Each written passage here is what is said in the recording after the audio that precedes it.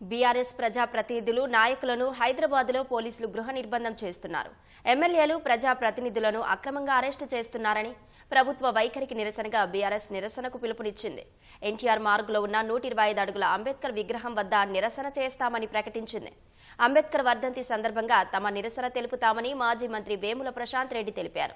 ఉదయం తెలంగాణ భవన్ నుంచి బయలుదేరి 125 అడుగుల అంబేద్కర్ విగ్రహం వద్ద నిరసన తెలుపుతామని అన్నారు. బీఆర్ఎస్ నిరసన పిలుపు నేపథ్యంలో ఎమ్మెల్యేలు నేతలను పోలీసులు ముందస్తుగా గృహ నిర్బంధం చేస్తున్నారు.